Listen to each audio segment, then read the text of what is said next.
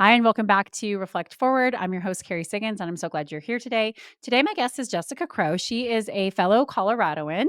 She is the founder of Apogy, which is a change leadership company, and she is passionate about conscious change leadership, which is how you lead change with mindfulness and expertise woven together.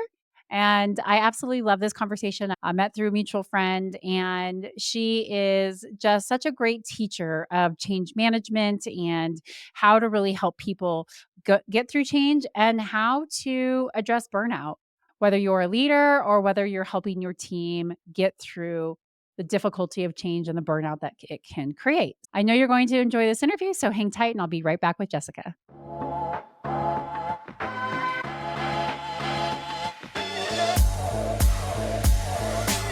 All right, everyone. I am back with Jessica Crow, who's the founder and principal consultant at Apogee. I was on her podcast a few months ago. That's how we met through a mutual friend.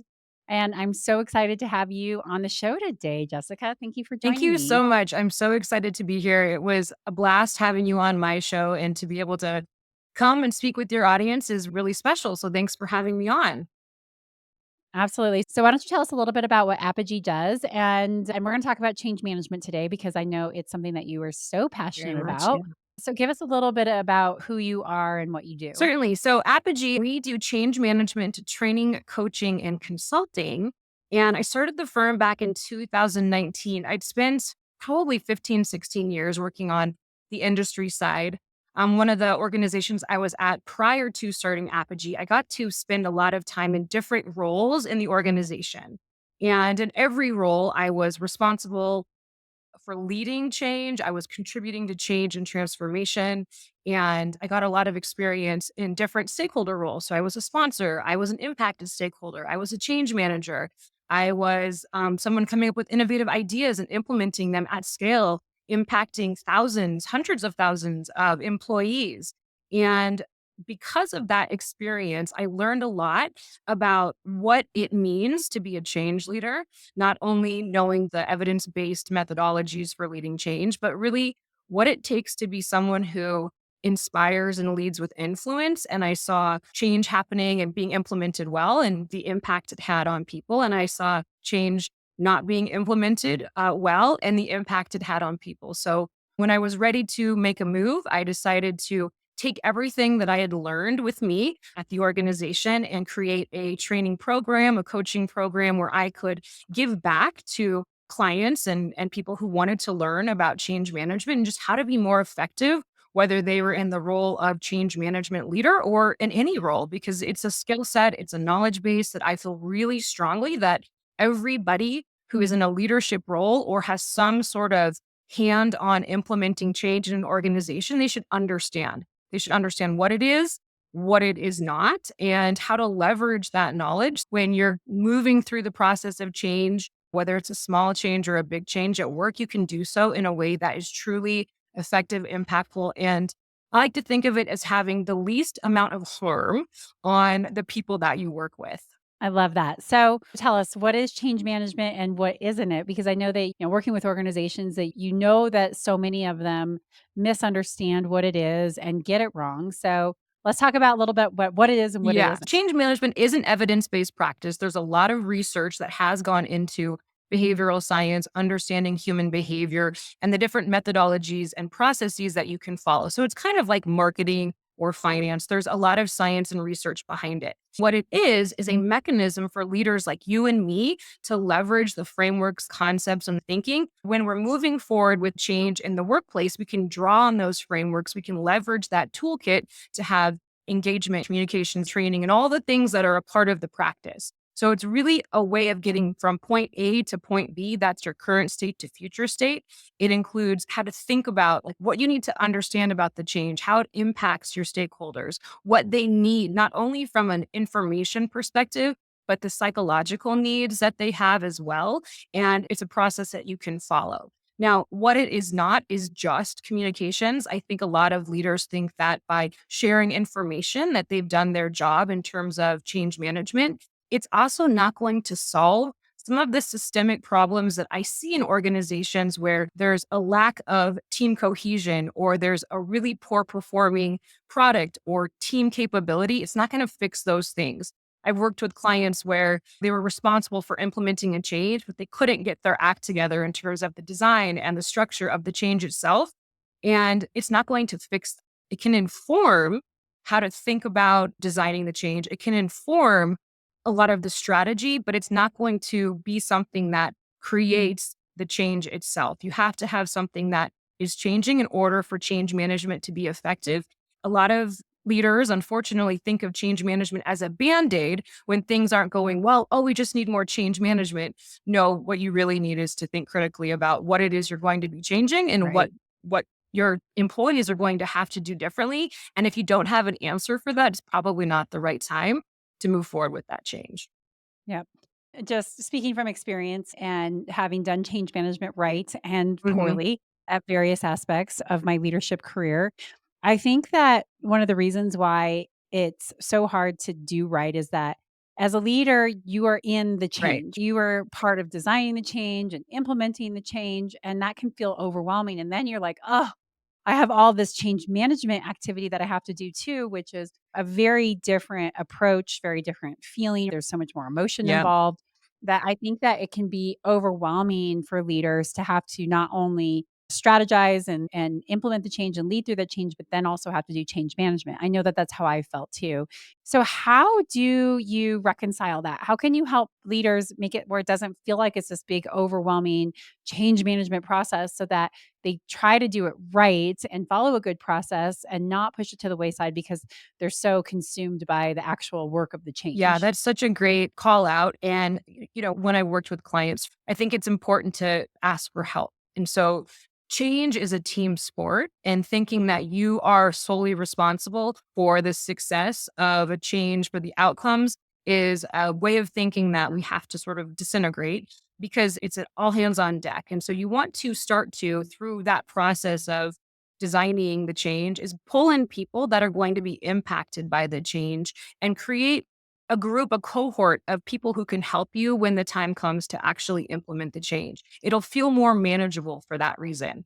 Another thing to think about is a lot of leaders get overwhelmed and frustrated at the point of implementing a change because you've been thinking about it for months, you've been so in it, and then you get to that point of being ready to implement or you're implementing, and it's taking people a lot longer to understand and accept and really get up to speed, and that can be a point of frustration. So I always remind leaders that, hey, you need to take a step back. You've been with this and thinking about it day in and day out. And you have to realize the people that are impacted are so much further back than you Right. are.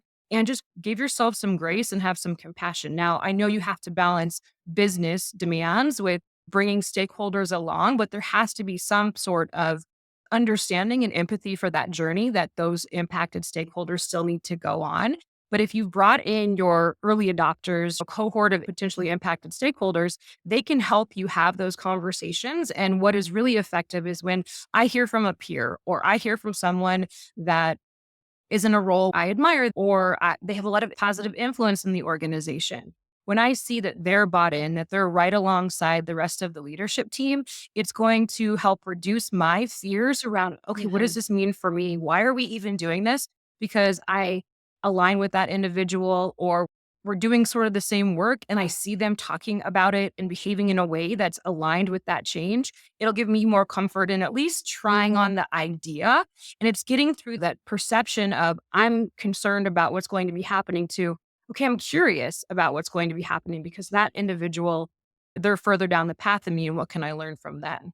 But it's hard. I mean, we resist change for a lot of different reasons. Often it's because we have self concerns around what does it mean for me? What does it mean for my opportunities in the organization, for my team, for my status, for all the different reasons. I'm comfortable Yeah. and I don't wanna do something different. I mean, that is such a common one. I'm really good at my Right. job. If I have to learn something new, then I'm not gonna be good at it, and it goes back to that Yeah, self-preservation. I'm not motivated to change my job. I've got it down pat. I go home and I don't have to think that's about right. it, and now that I'm changing, I'm gonna have to go home and think about it. Wanna do No, that. yeah, and so you have to figure out how to create that motivation to want to be curious for one, but what does it mean if I do take these steps, put in that extra effort to learn this new thing? And that's why having people who are on the same page, so to speak, whether it's Yeah. the same job or they're influential, help you as a leader with implementing that change. It can make it feel Yep. less overwhelming versus more. Yep. Absolutely. Can you start the change management process too soon? I've thought about this a lot because there have been projects that I've been brought in on where the change management activities, they don't really start for quite some time. But the reason it's helpful for somebody in change management to be a part of those conversations is the learning process. Now, to answer your question specifically, can you start it too soon? I'm going to say yes. And this kind of gets back to the idea of not having what change management can't do. If you have an idea that isn't fully baked and you start to Mhm. bring people along, but keep in mind, leaders also have a higher risk tolerance than some of our frontline workers. So we have to keep that in mind. So if you're innovating and brainstorming and thinking about potential changes, but then you're bringing people who are on the front line into the conversation, and it's not something that's going to change anytime soon, or it's just not ready, it can feel very overwhelming when they're like, what does it mean for me? I have a day job. Like, I got things that I need to do today. So, yes, you can bring people too soon into the change journey. Now, getting back to that idea of find a few people who are on the front line or in different areas of the organization that you trust or that you see them adopting early in other change experiences and get their perspective. Bring them in Mhm. early. Have a small group that you can rely on and get feedback from. Because truthfully, having their input in the conversation up front, well before the change gets fully baked, is really valuable because they're going to be able to bring in perspectives and potentially concerns and ideas that you weren't even thinking about. But going full scale with a change management effort on something that isn't fully baked has a lot of risk involved with it, especially when you're impacting people that are the core of the business, the frontline workers. I think where a lot of leaders find themselves in trouble is starting too late and knowing that they're Yeah. starting too late, but not having all the answers. I found myself in this situation many years ago when we were making a big business model change. We brought the core people in, we figured it out as best as we could, but we were changing our whole business Yeah. model. There were going to be some things that were unknown. We were going to have to just get into it and figure it out. And I remember talking to my team about the changes and what was going to happen. And I got asked a question about an outcome, and I said, I don't know what that is yet. And we are going to have to figure that out as we get into it, but I can't predict what that's going to look like. And I got feedback from her that it was very comforting that a leader said, I don't Mm, know. And I had to really balance that within myself because I don't want to swing the pendulum too far the other way and go, I have to have everything always figured right. out before I can come and talk to my employees about this. And of course, this was partly her personality style, Yeah. right? She was very analytical, very risk adverse. And so hearing, I don't know from your CEO was not comforting. But ultimately, what I had to do is just say, I still made the right call. I shared everything. This is how it's going to change. This is what's going to change. And we're going to have to figure that out. But it always has been in the back of my mind. And I think that it's also what causes leaders to wait for too Right. long is that I have to be able to stand up in front of my team and say, this is what's going to happen. And the reality is that we never know what's going to happen. We can't predict the future. We can take the steps to be able to get the outcomes that we want, but we don't really ever know exactly what's going to happen. But yeah, it was just an interesting kind of process that I had to go through as I was going through a whole change management process during this big change and getting that feedback of, I can't believe that you said you didn't know that you don't have this figured out and having to reconcile Yeah. that. To be honest, I would recommend more transparency versus less. Mhm. And making up the answer is never the, the right answer. So I think the fact that you identified this may be part of her personality is Yeah. probably the right way to think about it too. But I love that you're exploring all angles of how to process what you experienced. But in those situations, to your point, you're never going to have the ability to predict with 100% accuracy how Right. things are going to go. And that's okay. Yeah. What you can do in those situations for leaders who are in a similar situation as you were is admit what you don't know, but also focus on what you do and what isn't changing, right? I think when people get uncertain is because they've lost that sense of stability that our Right. brains crave. And Yep. helping that individual or individuals understand here's what's staying the same can help them make that leap from I'm afraid because my leader doesn't know to, okay, these things are not going to change. I'm willing to create more space for a little bit of risk in this situation, knowing that all of the other stuff is still in place. Or we have a plan for A, B, and C, maybe not D, but I trust my leader. I trust the direction of the organization. And that can help abate some of the fears and concerns that are very normal and natural and personality dependent too. So I think you handled that really Absolutely. well. Yeah. Yeah. Thank you. Thank you. All right. Well, great Yeah. answer. So let's dive into you talk about the 4 C's of change Yeah. management. So can you talk a little bit about what those are and how, either you implement them working with your clients or how leaders can implement them as they are leading through Yeah. change? So, from a change management perspective, we talked about it being an evidence based approach and methodology. But what I've found through my own experience when I was working on the industry side, leading people through change, that yes, it's important to have your foundation and knowledge base that makes you an expert in what you do. But how you Mm. show up in the organization, how you connect with people. So, the 4 C's to be specific is connection, communication, collaboration, and compassion. And through my experience, through my research, through my coaching and training, I have really found that those 4 skills, I call them power skills. Some people think of them as soft skills, but I love to think of them as superpowers. Those have really risen to the top in terms of if you were to prioritize an area of your professional development, I would recommend focusing on those because when you have that foundation, of power skills, it's going to make you more effective. You'll be able to draw on those change management skills in a more powerful way. So, collaboration, actually, we'll start with communication. Let's start with connection because this is actually the most important.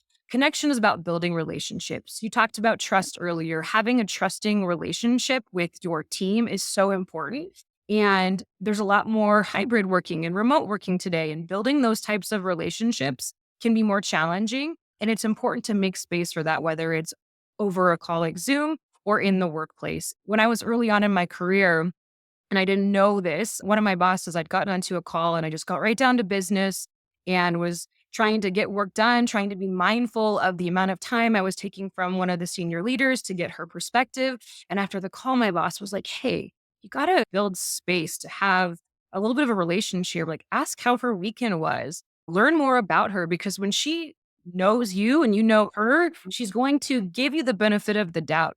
You're creating some social capital. You're going to be able to overcome some of those bumps that you're going to hit in the road because she knows you as a person and likes you and trusts you. So connection has been something that is so important for us to make time for. It also Yep. gives us more empathy. So when we have difficult conversations, we can come to it from a place of genuine caring versus I don't know you or I don't care about you. And that's going to change how we interact with each other. And that's critical in times of change and disruption, having that relationship building. And it's simple. It's like, hey, how is your weekend? How are you doing? Just creating space for that is going to make you a more effective change leader. Communication obviously is critical as well. And that includes 2 things. I like to think about it as active listening and then loving speech. I take a page from Thich Nhat Hanh. He describes the art of communication. Active listening, there's a lack of good listening that happens in the workplace, unfortunately. We listen with the intent to respond. We're trying to think about what to say next. When active listening, you are really in it with the person and you're listening for more than just what they're saying but their body language, the words that are being spoken. You're connecting with them and you're using your intuition in some ways to sort of guide and respond in the conversation. And that's really critical because we don't do that enough. We don't listen enough to really hear what the other person is saying. And we miss opportunities to innovate. We miss opportunities to solve problems. And we miss opportunities to move through conflict in a way that is kind, but also less uncomfortable, I guess is the way to put it. Yeah. And then loving speech, that might sound cheesy, but it really does matter. It's thinking about how you would talk to someone in a way that is full of kindness. And it includes how you talk to yourself, your own self talk. I know I can be critical of my own capabilities, imposter syndrome. Those things come up. And so I want to be kind and talk to myself in a loving way. So when I talk with others, I can express that too. I've had clients and colleagues where that loving speech is missing. And what that ends up doing is it has, a negative impact on the people you work with. It diminishes that psychological safety that is so necessary in times of change and just in terms of high performing teams. So think about how you're talking to people, how you're trying to move the ball forward. Are you saying things in a condescending way?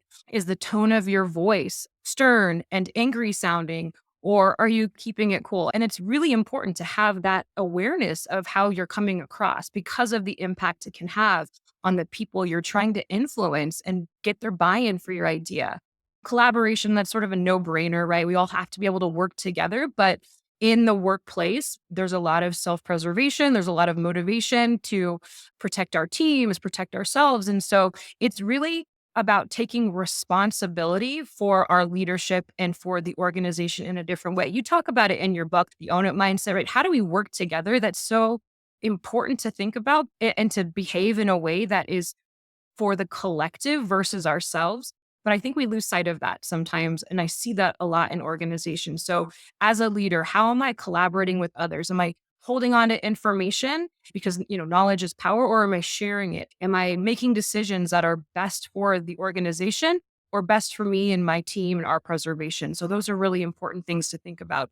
And then finally, compassion. You weave that into all of the interactions you have. It's empathy and action. It's not about letting people walk all over you. It's about being kind and being loving and being all the things that I just described and being able to make decisions from that place. Because when we have compassion, we will make different decisions. And if we did not, for the individuals that are being impacted by the change or the decision we are making. And all of this is much harder in practice because it requires intention and self awareness throughout the Mhm. process of engaging with others. So that's when I talk about the 4 C's of change leadership. It's really thinking about and developing and intentionally practicing and trying to build those skills. And that will make you a more effective leader of change and transformation in an organization because people will see you modeling the way forward. They'll more likely align with your values that are clearly coming through in the way that you're showing up.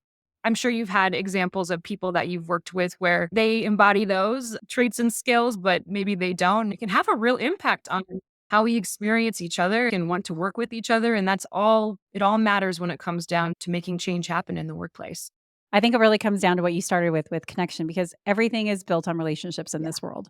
And the better relationships that we have, the easier we can navigate through change, through conflict, just in life in general.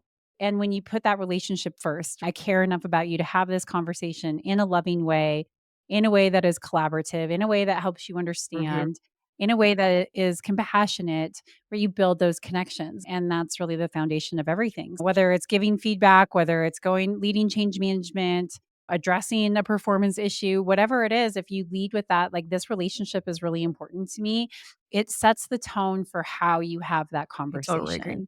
And even if it's delivering hard news, even if you're firing Hmm. somebody, which, let's face it, is change, not just for that person, but change for the whole Right. organization, can be done with, like, I care about this relationship. It doesn't have to be you're not performing and we're doing these things. So I'm really glad that you brought that up. And I love the term that you call this, which is conscious change Yeah. leadership, which I think is so important. And there might be lots of people who poo poo the word consciousness, but I believe that it is so true. It's like, how are you showing up with Hmm. intention and purpose in all of these conversations as you are trying to inspire people to do big Yeah, things? absolutely. And maybe another way of thinking about it, if conscious isn't a word that resonates, is just being more mindful. Right. And I think that there's a big opportunity here for leaders to lead with more mindful actions and behaviors and the impact that that alone can have on the change readiness of the organization, the willingness to take risks. That's going to transform how people think and feel and behave in the workplace. And that's how you create cultures that are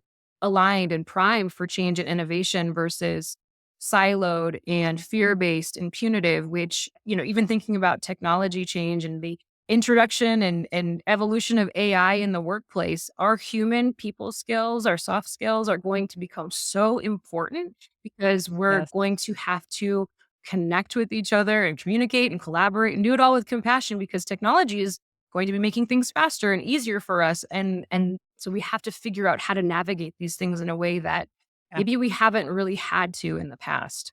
I know that you have a burnout story, and I want to tie this together because I do think that ineffective change management leads to burnout, whether that's for your own personal burnout as a leader or for your team who doesn't understand, who is scared, or who is working really hard without understanding what the end goal is.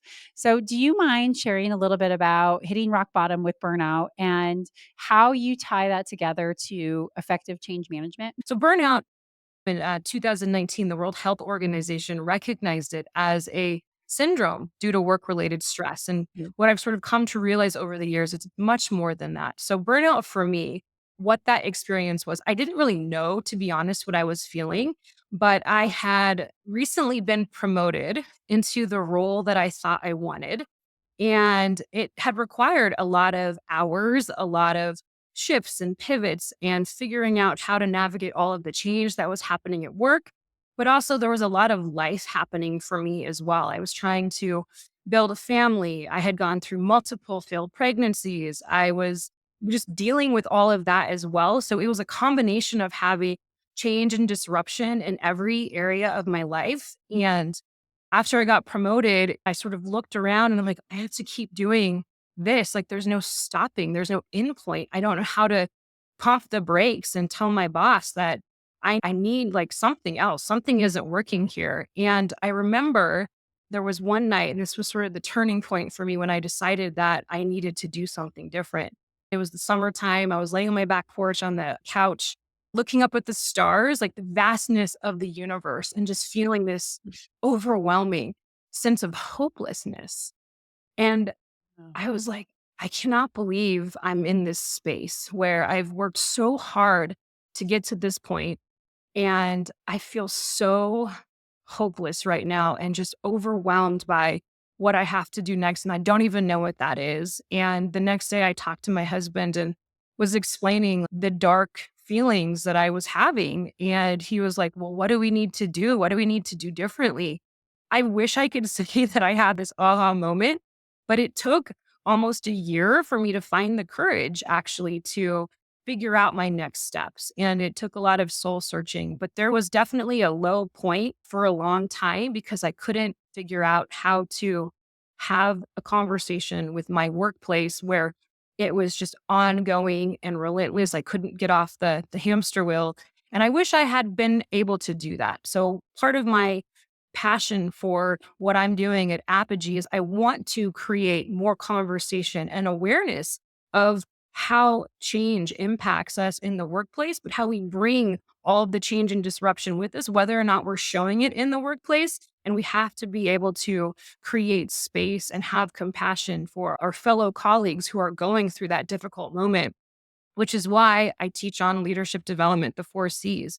I didn't have the self awareness, the self leadership to take responsibility for my trajectory. I felt like a victim in that moment. I felt very hopeless. And so when we start to learn how to lead ourselves and take responsibility for our health and our well being, that's a big piece of our recovery, so to speak, from being overwhelmed. And then when we know how to have conversations at work and ask for help and prioritize change and ask critical questions like, is this the most important thing that we need to be working on? Or how do we share? How do we combine initiatives? So it's a whole package of change management, change leadership, understanding how to lead yourself so you can lead others and really affect change in the workplace. But that's where it all came from, was that dark moment on my yep. couch outside when I just felt like I thought this is what I wanted, and I have never felt more sad and hopeless, and it was because I Yeah. just was completely burnt out from Yeah. the endless striving, and I didn't even need to be in that place, and I think that's the awareness I want people to have,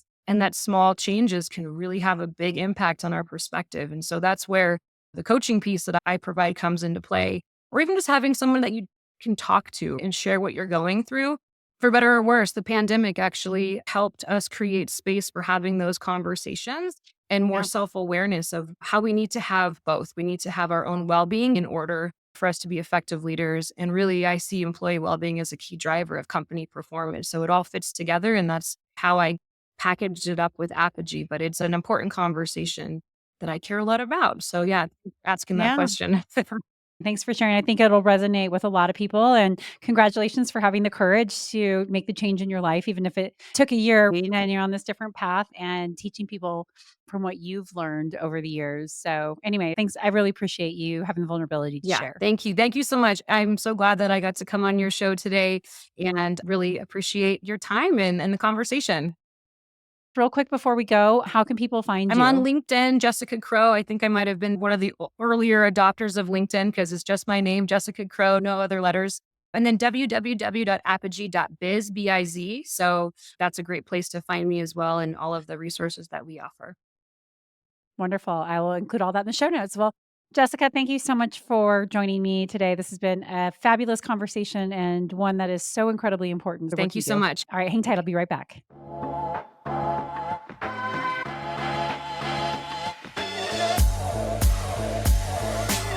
All right, everyone. I hope that you enjoyed that. Please be sure to check out her website. Again, everything is in the show notes. And with that, I will leave you to your day. I hope it's a fantastic one. And I look forward to hosting you next week on Reflect Forward. And if you like this podcast, subscribe to it on YouTube, share it with a friend, write a review. It helps with the algorithms and gets these fantastic stories out there. Take care. We'll see you next week.